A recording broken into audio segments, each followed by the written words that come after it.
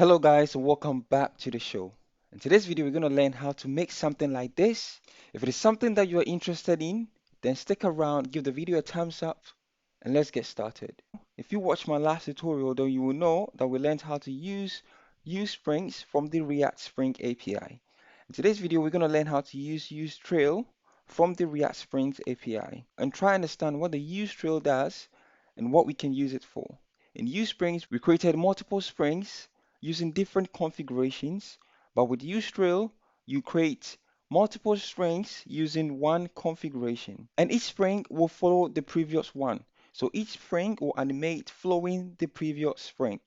Let's get started and see how this is done using code. As you can see over here, I've gone ahead and created a React component. This is a very simple component, so bear with me and I'll explain what is going on here for you to understand what's going on. What I've done is that I've imported useTrail and animated from React Spring. Then inside of my component, I've created a constant called colors, and this array contains an array of colors. Then I've gone ahead and created this constant called Trailimation. Don't ask me why I named it Trailimation, but that's the name I gave it. And to this Trailimation, I've assigned the useTrail API. Now, the useTrail API, like I said, is similar to the uSprings. The difference between useTrail and uSprings is that uSprings has a lot of springs, and each spring has its own configuration. But with useTrail, we have lots of springs, but all the springs, they do have one configuration. Over here, I've declared the number of springs that I want.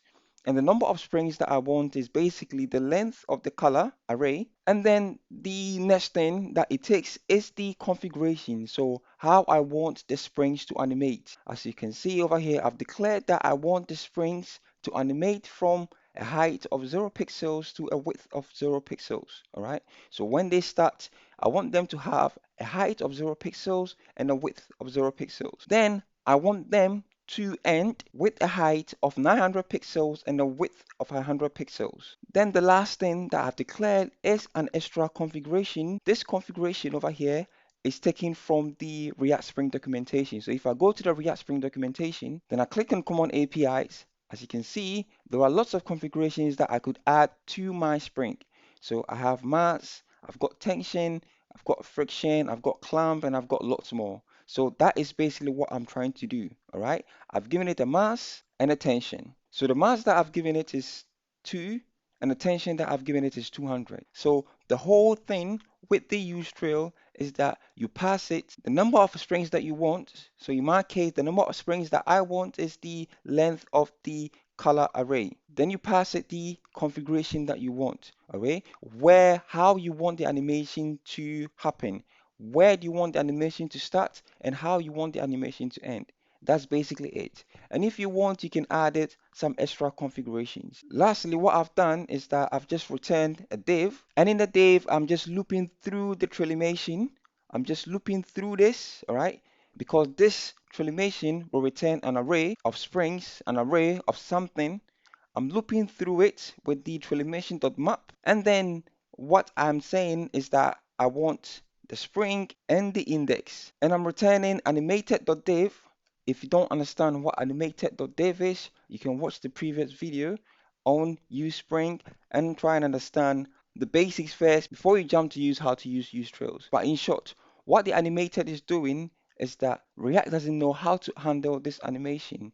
So we use this animated.div to make React understand how to handle the animation that we are giving to the use trail. So I'm saying animated.div, I've passed it the key, and the key is basically my index, which is this. Then the style is an object. I'm giving it the spring. So these springs, I'm just passing it in here for each spring, okay? Because each spring will have the same configuration. So each spring will use this spring.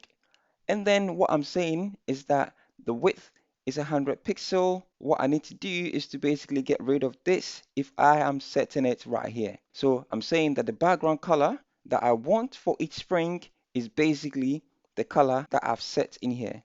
Okay, so I'm saying that the colors array and the index. So each spring will get a color, and I've set a margin to 5 pixels. And that's basically it. Then I've gone ahead and rendered this over here. And that's all I've done for the use trail animation. The result of this is basically what you saw earlier, and that is amazing spring animation.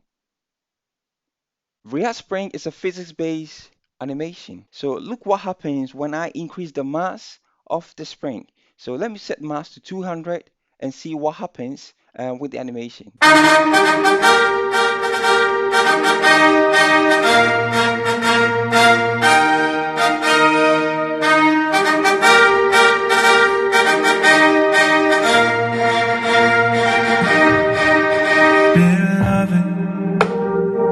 See you walking down the aisle. My heart is stunned. I'm losing my mind, my mind. Little loving till the end of time. Eternity got nothing on you and my queen, my queen. So yeah, you can go ahead and play with the configurations and make the configurations just as you want. And that is basically for useTrail. It's very easy to use. It is the same as useSprings. With useSpring, you have different configurations for each spring. So each spring will have its own configuration. But with useTrail, you have lots of springs, but one configuration for all the springs, and one spring will follow the other. That's the reason why if I get rid of this and I get rid of that, and I make this 100 pixels, if I go back here, you see all the springs follow the other. All the springs follow one another. That's basically what the useTrail API is for React Spring. I hope you guys enjoyed the video. Thank you guys for watching. I'll see you in the next video.